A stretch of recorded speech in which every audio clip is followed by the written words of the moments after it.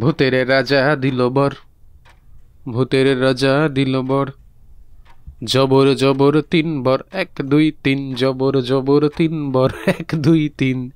বাহ, বেশ ভালোই গান ধরেছ হে কিশোরী। তা আজ হঠাৎ এত খুশি হয়ে গান গাওয়ার ব্যাপারটা তো ঠিক বুঝলাম না। এই বলে ঠাকুরমশাই ভিতরের ঘর থেকে এসে আমাদের সামনে বসলেন। মানে ঠাকুরমশাই, আমরা এসেছি অনেকক্ষণ হলো। সারি বলল আপনি ঠাকুর ঘরে কি যেন একটা করছেন, তাই তাই আর কি, ওই একটু আধটু ধরেছিলাম আর কি। বাহ বাহ, বেশ। তা গান হলো, এবার আমার পারিশ্রমিকটা দাও দেখি। বেশ অনেকক্ষণ চুপ করে বসে আছি।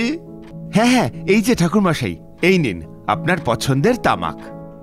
ঠাকুরমশাই তামাকে এক দীর্ঘ টান দিয়ে বললেন,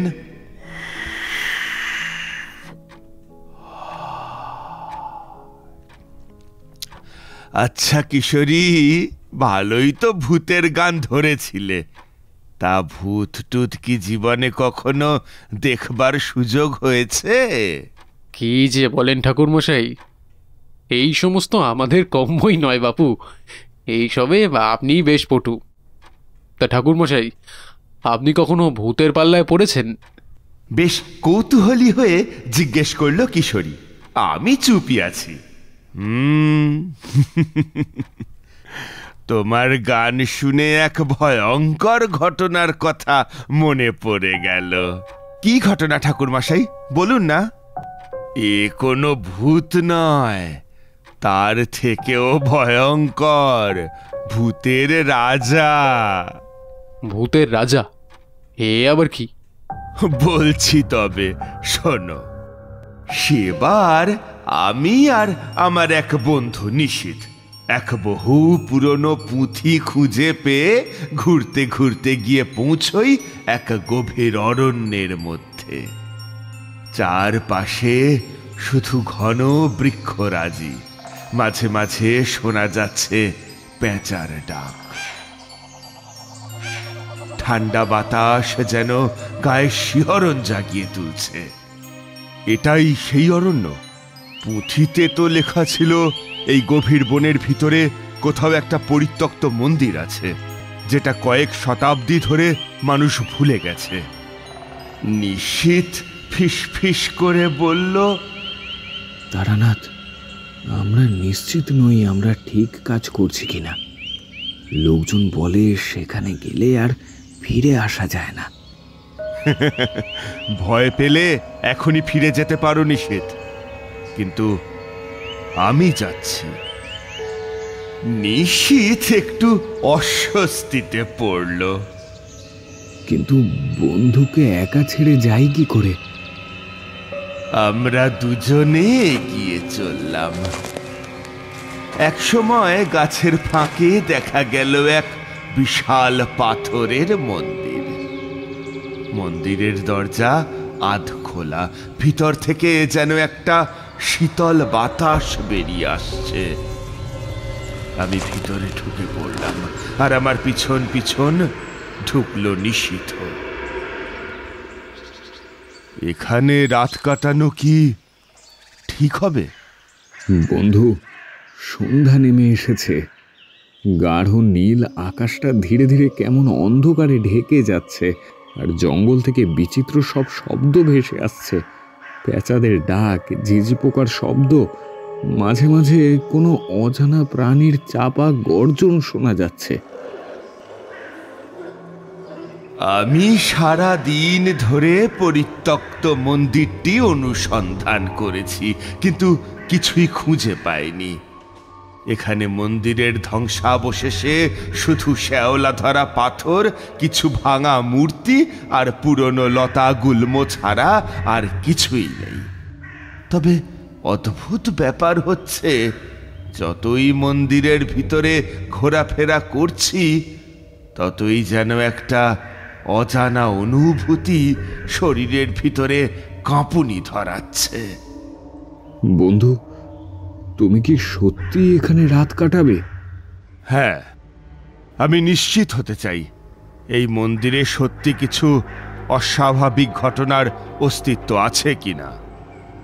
এটা ঠিক কাজ না। আমি অনেকের কাছে নানান গল্প শুনেছি। এই মন্দিরের চারপাশে রাতে অদ্ভুত ছায়া ঘোরে, লোকজন হারিয়ে যায়। তো তুমিও যদি হারিয়ে যাও?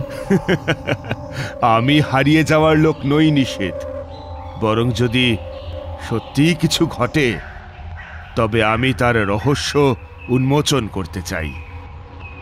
নিশীথ দীর্ঘশ্বাস ফেলল। ভালো, তুমি যদি এতটাই জেদ ধরেছ তাহলে তোমার জন্য একটা প্রদীপ জ্বালাই। কমপক্ষে পুরো অন্ধকারে তো থাকতে হবে না। ঠিক আছে, বন্ধুর অনুরোধ ফেলি কি করে। রাত গভীর হতে থাকলো।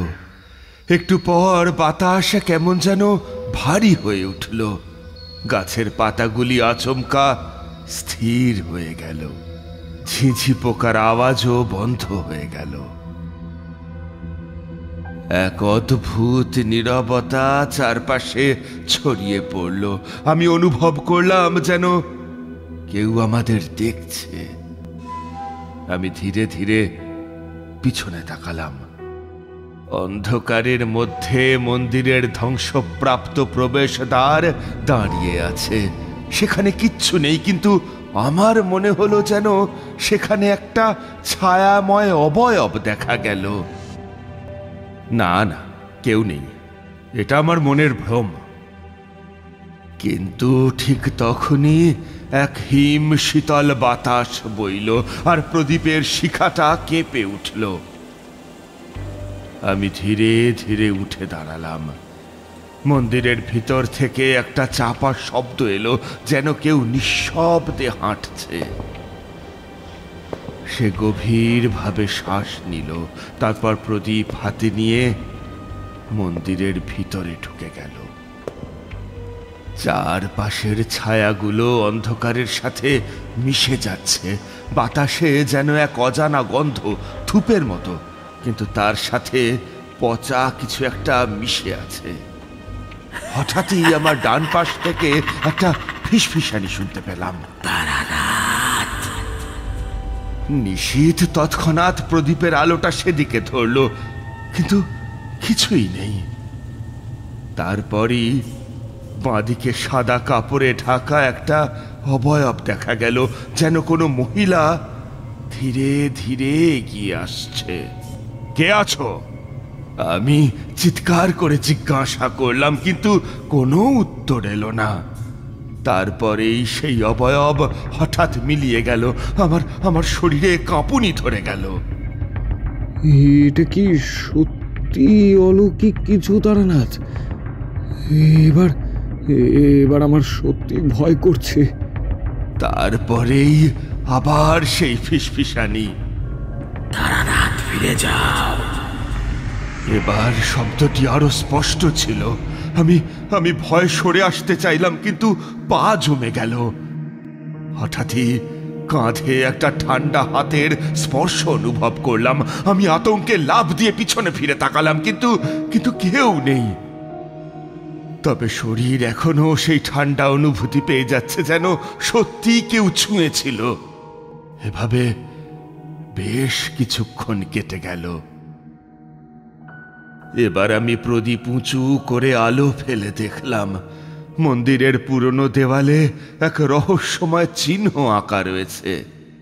একটা বড় বৃত্ত, আর তার মধ্যে কিছু অজানা লিপি। এগুলো কি? আমি হাত বাড়িয়ে ছুঁতে গেলাম, কিন্তু ঠিক তখনই বাতাসে একটা তীব্র আওয়াজ হলো, থামো! আমি তড়িঘড়ি হাত সরিয়ে নিলাম। তারপরই মন্দিরের দেওয়ালের ছায়াগুলো একসাথে নড়তে শুরু করলো। আমি দেখলাম ছায়াগুলো যেন মানুষের আকার নিচ্ছে।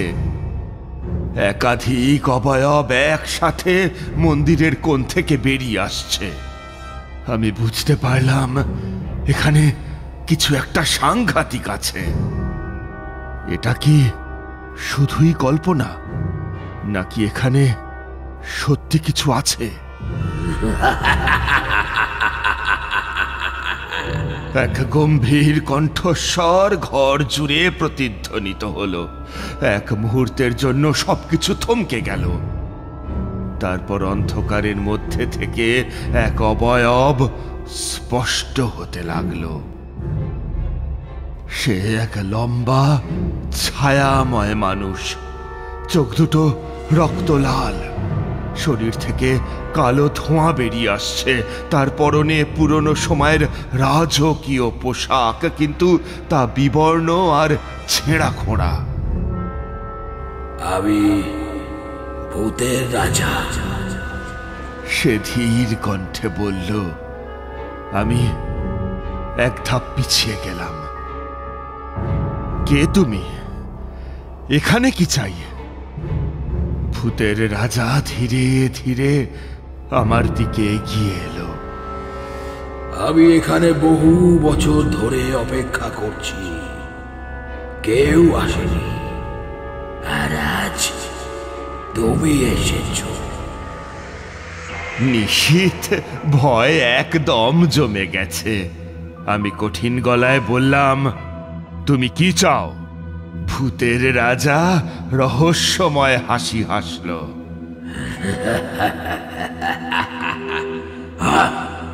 আমি তোমাকে একটা প্রস্তাব দিতে চাই। তুমি কি শক্তিশালী হতে চাও? আমি কিছুক্ষণ চুপ করে রইলাম। আমি জানতাম অতিরিক্ত লোভ সর্বনাশ ডেকে আনে। তুমি যদি আমার শিষ্য হও, আমি তোমাকে এক শক্তিশালী তন্ত্র সাধনা শেখাবো, যা তোমাকে অমর করে তুলতে পারে। এর বদলে কি চাইবে? আমি সতর্ক কণ্ঠে প্রশ্ন করলাম। ভূতের রাজা তখনই উত্তর দিল না।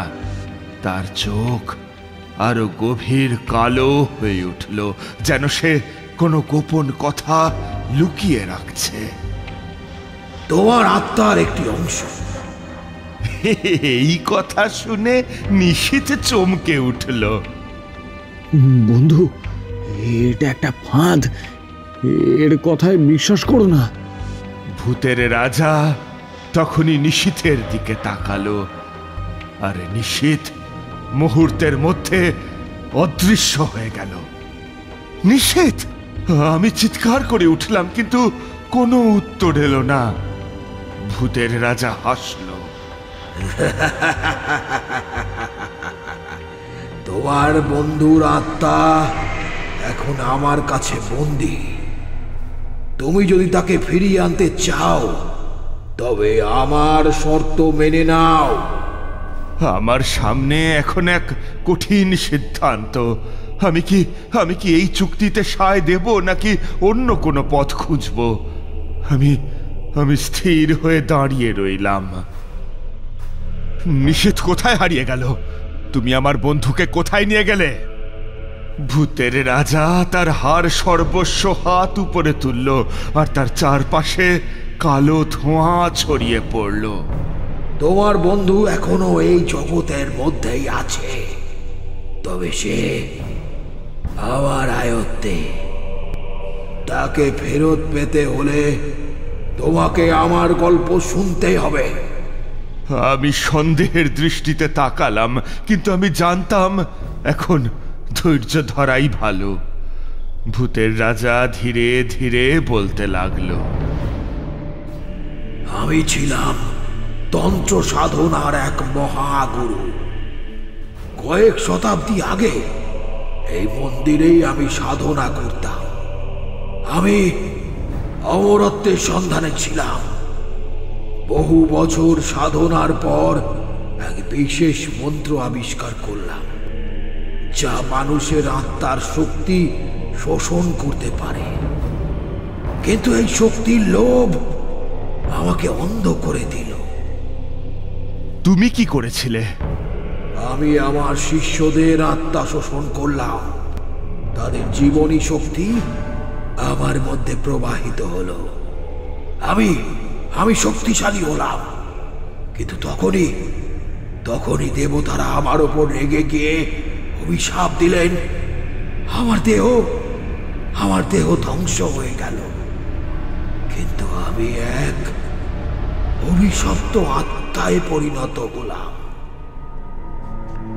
ভূতের রাজার চোখে গভীর দুঃখ ফুটে উঠল, কিন্তু সঙ্গে সঙ্গে এক রহস্যময় হাসি খেলে গেল।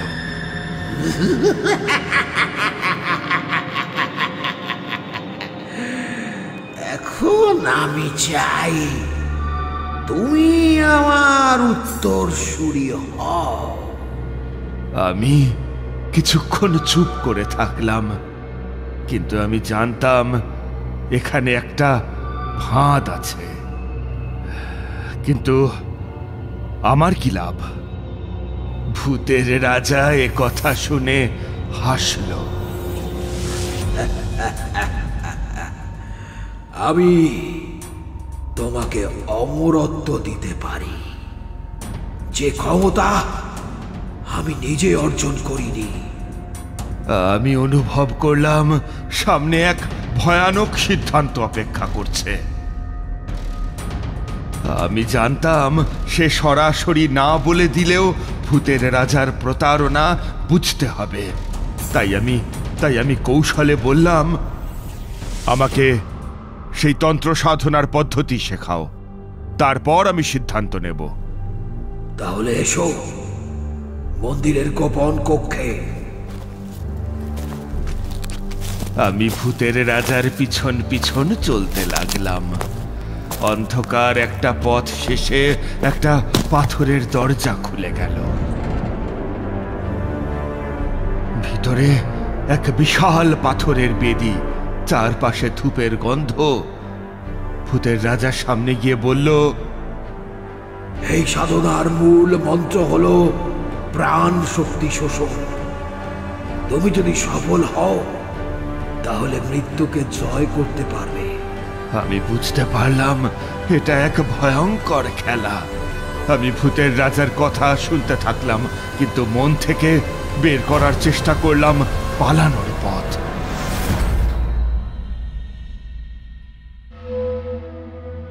এক সপ্তাহ কেটে গেল। আমি ভূতের রাজার কাছ থেকে অনেক কিছু শিখেছি, কিন্তু ভূতের রাজা ক্রমেই অধৈর্য হয়ে উঠছিল। একদিন সে আমার সামনে দাঁড়িয়ে বলল, এবার সময় এসেছে, তুমি আমার শর্ত মেনে নাও। আমি সতর্ক হয়ে বললাম, কি শর্ত? আমার মুক্তির জন্য তোমার আত্মার এক অংশ দরকার।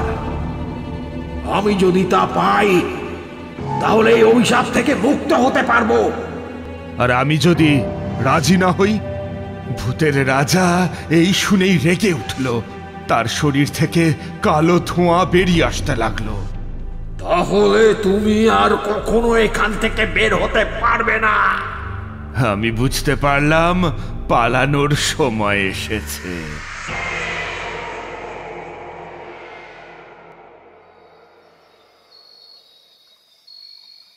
আমি গভীর রাতে মন্দিরের মধ্যে পুঁথির একটা অংশ পড়লাম, যেখানে লেখা ছিল ভূতের রাজাকে পরাস্ত করার উপায়। যদি কেউ ভূতের রাজার আসল নাম উচ্চারণ করে একটি মন্ত্র বলে, তবে সে দুর্বল হয়ে পড়বে। পুঁথির অন্য একটি পাতায় দেখলাম রাজগোপাল তান্ত্রিক। এটাই কি তার আসল নাম? পরদিন ভূতের রাজা যখন আবার আমার কাছে এলো, আমি সরাসরি বললাম, তোমার নাম রাজগোপাল তান্ত্রিক, তাই তো? ভূতের রাজা সঙ্গে সঙ্গে চমকে উঠল। তুমি কিভাবে জানলে? আমি বুঝতে পারলাম এটাই সঠিক সময় মন্ত্র উচ্চারণ করার। ওম ক্রিং ক্রিং ক্রিং হুং হুং হ্রিং হ্রিং ভূতানি স্বাহা। ওম ক্রিং ক্রিং ক্রিং হুং হুং হ্রিং হ্রিং ভূতানি স্বাহা।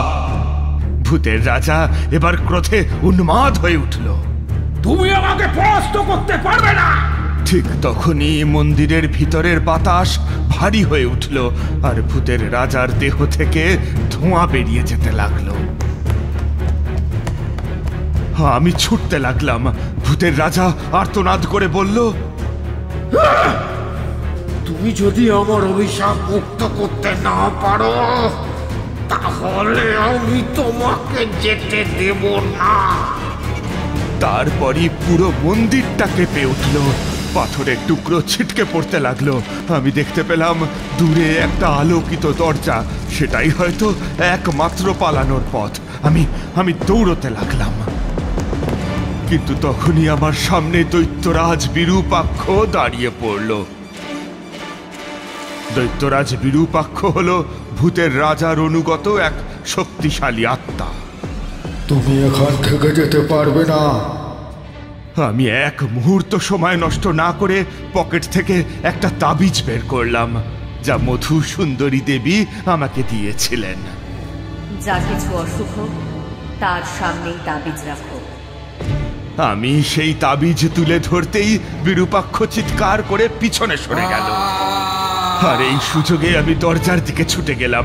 আর ঠিক যখনই আমি বাইরে বের হলাম, মন্দিরটা ধ্বংস হয়ে গেল। আমি হাঁপাতে হাঁপাতে পিছনে তাকালাম। ভূতের রাজার চিৎকার শোনা গেল, কিন্তু ধ্বংসস্তূপের নিচে সব চাপা পড়ে গেল। মন্দির ধ্বংস হয়ে গেলেও আমি দাঁড়িয়েছিলাম অনেকক্ষণ। অশুভ শক্তির অনুভূতি এখনো তার চারপাশে ছড়িয়ে আছে। হঠাৎই বাতাস ভারী হয়ে উঠল, আর অন্ধকারের মধ্যে থেকে এক গর্জন শোনা গেল। তুমি ভেবেছো আমাকে এত সহজে পরাজিত করতে পারবে? ধ্বংসস্তূপের মধ্যে থেকে ধোঁয়া বেরিয়ে এলো, আর তার মাঝখানে গঠিত হলো এক ভয়ঙ্কর অবয়ব, ভূতের রাজা। কিন্তু এবার সে আগের চেয়েও ভয়ানক লাগছিল। তার চারপাশে আগুনের মতো লাল ছায়া ঘুরছিল, আর চোখগুলো ছিল আগুনের শিখার মতো জ্বলন্ত। আমি পিছনে সরে গেলাম। তুমি কি এত সহজেই আমার আত্মাকে নাশ করতে পারবে বলে ভেবেছো? ভূতের রাজা ধীরে ধীরে আমার দিকে এগিয়ে আসতে লাগলো। আমি জানতাম এবার আমাকে শেষ লড়াই লড়তে হবে। ভূতের রাজা এক হাত তুলে ধরল, আর মুহূর্তের মধ্যে চারপাশে ঘন কালো ধোঁয়া ছড়িয়ে পড়ল। সেই ধোঁয়ার মধ্যে আমি দেখতে পেলাম অনেক আত্মা কষ্টে চিৎকার করছে। এরা সবাই আমার দ্বারা বন্দী। আর এবার তুমি তাদের একজন হতে চলেছ। তারপরই আমার শরীরের চারপাশে ধোঁয়ার শিকল তৈরি হতে লাগলো। না, এত সহজে নয়। আমি গর্জে উঠলাম। আমি গলার রুদ্রাক্ষ খুলে ফেললাম। সেই মালা তুলে ধরতেই চারপাশের ধোঁয়া কেঁপে উঠল। ভূতের রাজার শরীর থেকে আগুনের শিখা বার হতে লাগলো। ভূতের রাজা চিৎকার করে উঠল, কিন্তু সে সহজে হার মানবে না। সে তার দুই হাত প্রসারিত করলো, আর চারপাশের ধূলিকণা দিয়ে ঘূর্ণি তৈরি করে আমাকে ঘিরে ফেললো। আমি দ্রুত মনে করার চেষ্টা করলাম পুরনো গ্রন্থে কি কিছু লেখা ছিল। হ্যাঁ, মনে পড়েছে। গ্রন্থ অনুযায়ী ভূতের রাজার আসল আত্মা মন্দিরের ধ্বংসস্তূপে লুকিয়ে আছে। যতক্ষণ না তা ধ্বংস হচ্ছে, সে অমর থাকবে। আমি দ্রুত ধ্বংসস্তূপের দিকে ছুটে গেলাম, কিন্তু ভূতের রাজা আমার পথ আটকে দিল। কোথায় যাচ্ছ? সে তার হাত বাড়িয়ে আমার দিকে এক আগুনের গোলা ছুঁড়ে দিল। আমি দ্রুত একপাশে লাফ দিলাম, কিন্তু আগুন আমার কাঁধ ছুঁয়ে গেল। তীব্র ব্যথায় আমি চিৎকার করে উঠলাম, কিন্তু থামলাম না। ভূতের রাজার দুর্বল স্থান খুঁজতে খুঁজতে আমি ধ্বংসস্তূপের মাঝখানে এক পুরনো শিলা দেখতে পেলাম। এটি ছিল মন্দিরের মূল শক্তির কেন্দ্র, যা ভূতের রাজার আত্মাকে ধরে রেখেছে। আমি দ্রুত সেই শিলার দিকে ছুটে গেলাম। না, থামো! কিন্তু আমি তার কথা শুনলাম না। আমি দ্রুত তার গলার পদ্মবীজের মালা খুলে সেই শিলার উপর রাখলাম। এক মুহূর্তের জন্য সবকিছু স্তব্ধ হয়ে গেল। তারপরই একটা তীব্র বিস্ফোরণ হলো। ভূতের রাজার বিকট চিৎকার বাতাসে প্রতিধ্বনিত হলো। তার দেহের চারপাশ থেকে কালো ধোঁয়া বেরিয়ে যেতে লাগলো। সে এক মুহূর্তের জন্য আমার দিকে তাকিয়ে রইল, তারপর ধীরে ধীরে হাওয়ায় মিশে গেল। তার সাথে সাথে বন্দি থাকা সমস্ত আত্মারা মুক্তি পেল।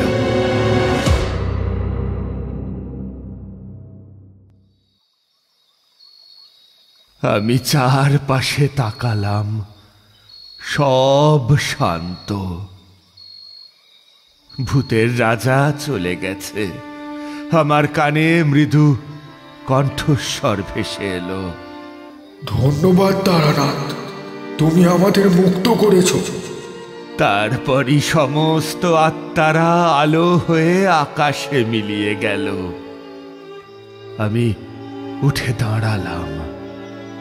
মন্দির সম্পূর্ণভাবে ধ্বংস হয়ে গেছে, কিন্তু এখনো কিছু জায়গায় ধোঁয়া উঠছে। আমাকে এখান থেকে বেরোতে হবে। আমি অরণ্যের পথ ধরে হাঁটতে শুরু করলাম। প্রথমে আমার মনে হচ্ছিল আমি বোধহয় পথ হারিয়ে ফেলেছি, কিন্তু কিছুক্ষণ পরেই পরিচিত গাছপালা দেখতে পেলাম। হঠাৎই একটা পরিচিত কণ্ঠস্বর শোনা গেল। তারানাথ, তারানাথ। আমি পিছন ফিরে তাকালাম। নিশীথ, নিশীথ, তুমি বেঁচে আছো? আমি ছুটতে গিয়ে তাকে জড়িয়ে ধরলাম। আমি জানি না কিভাবে, কিন্তু আমি হঠাৎই মুক্ত হয়ে গেলাম। তুমি কি করলে? আমি একটু হাসলাম। কেবল একটা পুরনো আত্মাকে তার ভুলের জন্য শাস্তি দিয়েছি। আমি আর নিশীথ বন থেকে বেরিয়ে এলাম। আমরা দুজনেই শহরে ফিরে এসেছি। হঠাৎ এক রাতে নিশীথ ঘুমের মধ্যেই চিৎকার করে উঠে বসল। না, আমি যাব না, আমি যাব না, না। আমি ছুটতে গেলাম তার ঘরে। কি হলো? তুমি চিৎকার করছিলে কেন? নিশীথ ঘামতে ঘামতে বলল, ভূতের রাজা, আমি তাকে আবার দেখেছি। সে আমার স্বপ্নে আসছে, আমাকে ডাকছে। আমার মনে সন্দেহ জাগলো। ভূতের রাজাকে আমি নিজে ধ্বংস করেছি। তাহলে কি সত্যি সব শেষ হয়নি? কিন্তু আপনি তো তাকে একেবারে শেষ করে এসেছিলেন বললেন, তাহলে? তারপরেই তো আসল কাহিনী, কিশোরী। পরের দিন শহরের বাজারে গিয়ে আমরা দুজনেই এক ভয়ঙ্কর দৃশ্য দেখলাম। এক লোক রাস্তায় হঠাৎ করে অদৃশ্য হয়ে গেল। চারপাশের লোকজন চিৎকার করে উঠল, কিন্তু কেউ কিছু বুঝতে পারল না যে কি হলো। এটা কি আবার ভূতের রাজার কাজ? আমি এইবার বুঝতে পারলাম কিছু একটা বড় ভুল হচ্ছে। আমি আর নিশীথ এই রহস্যের সমাধান করতে এক পুরনো তন্ত্রবিদের কাছে গেলাম। তার নাম অচিন্ত তান্ত্রিক। উনি আমাদের কথা শুনে কিছুক্ষণ চুপ করে রইলেন। তারপর বললেন, ভূতের রাজার আত্মা একবার মুক্ত হলে সহজে বিলীন হয় না। তার শক্তি যদি কোনো পবিত্র শক্তির দ্বারা সম্পূর্ণ নাশ না হয়, তবে সে আবার ফিরে আসতে পারে। আমি জিজ্ঞাসা করলাম, কিন্তু সে তো ধ্বংস হয়ে গেছে, আমি তো তাকে শেষ করেছি। একটি প্রাচীন অভিশপ্ত গ্রন্থ আছে, যেখানে লেখা আছে এক বিশেষ মন্ত্র, যা ভূতের রাজার মতো আত্মাদের নতুন দেহ দিতে পারে। যদি কোনো শত্রু সেই গ্রন্থ খুঁজে পায়, তবে সে আবার ফিরে আসতে পারে। আমি আতঙ্কিত হয়ে বললাম, তাহলে আমাদের সেই গ্রন্থ খুঁজে বের করতে হবে। গ্রন্থটি সম্ভবত এখনো অরণ্যের ধ্বংসস্তূপের কাছেই কোথাও আছে। তোমাদেরকে কিন্তু দ্রুত যেতে হবে। আমি আর নিশীথ দ্রুত অরণ্যের দিকে রওনা হলাম। হঠাৎই চারপাশে অন্ধকার নেমে এলো, তারপরই ঘন ধোঁয়ার ভিতর থেকে বেরিয়ে এলো কয়েকটি ছায়াময় অবয়ব। আমি ফিসফিস করে বললাম, ভূতের রাজার ছায়া সেনা। একটি ছায়া গম্ভীর কণ্ঠে বলল, তোমরা আমাদের রাজাকে মুক্ত করতে এসেছো। আমি বুঝতে পারলাম এই ছায়ারা ভূতের রাজার নতুন শরীর তৈরির জন্য কাজ করছে। না, আমরা তোমাদের রাজার অভিশাপ চিরতরে শেষ করতে এসেছি। ছায়ারা একসাথে গর্জন করে উঠল।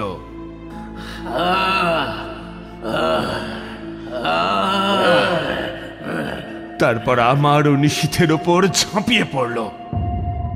আমি দ্রুত আমার তাবিজ বের করলাম, যেটা আমি মধুসুন্দরী দেবীর কাছ থেকে পেয়েছিলাম। ওম নমঃ শিবায়, ওম নমঃ শিবায়। তাবিজ থেকে তীব্র আলো বেরিয়ে এলো আর ছায়ারা পিছনে সরে গেল। তাড়াতাড়ি চলো, আমাদের গ্রন্থটা খুঁজতে হবে। অরণ্যের ধ্বংসস্তূপের মাঝে অনেক খোঁজার পর অবশেষে সেই গ্রন্থটি খুঁজে পেলাম। কিন্তু ঠিক তখনই ভূতের রাজার ছায়া সেনারা আবার আমাদের আক্রমণ করল। নিশীথ আতঙ্কিত হয়ে বলল, আমরা কি এটা ব্যবহার করে ভূতের রাজার আত্মা ধ্বংস করতে পারবো? আমি গ্রন্থের পাতা উল্টিয়ে দেখলাম এক বিশেষ মন্ত্র লেখা ছিল, যা ভূতের রাজার আত্মাকে চিরতরে মুছে দিতে পারে। এটা এক শক্তিশালী তন্ত্র সাধনা, কিন্তু করতে গেলে আমাদের জীবনের ঝুঁকি আছে। নিশীথ শক্ত কণ্ঠে বলল, তাহলে আমরা একসাথে করব। দুজনে মন্ত্র জপ করতে শুরু করলাম। ওম কালান্তকায় নমঃ, ওম মহাপ্রলয়ায় নমঃ। ভূতের রাজার আত্মা বিকট চিৎকার করে উঠল। আমি আবার হাঁটতে পারি না। আমি আর এক মুহূর্ত দেরি না করে তাবিজ ছুঁড়ে দিলাম। তাবিজটি ভূতের রাজার বুকে লাগতেই সে তীব্র আলোতে ছিন্ন ভিন্ন হয়ে গেল। এক প্রবল বিস্ফোরণের সাথে ভূতের রাজা সম্পূর্ণভাবে ধ্বংস হয়ে গেল। আমি আর নিশীথ ক্লান্ত হয়ে পড়লাম, কিন্তু আমরা জানতাম আমরা এক চিরন্তন অভিশাপের অবসান ঘটিয়েছি। আমরা দুজনে শহরে ফিরে এলাম। আমাদের দৃঢ় বিশ্বাস ছিল এবার সত্যি ভূতের রাজা শেষ হয়েছে।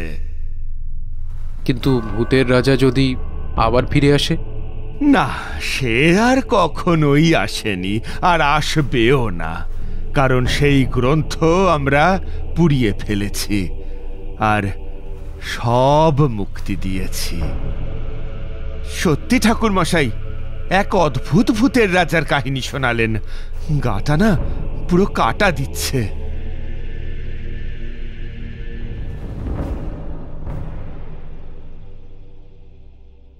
আমাদের এই গল্প যদি আপনাদের ভালো লেগে থাকে তাহলে অবশ্যই লাইক করবেন এবং শেয়ার করবেন।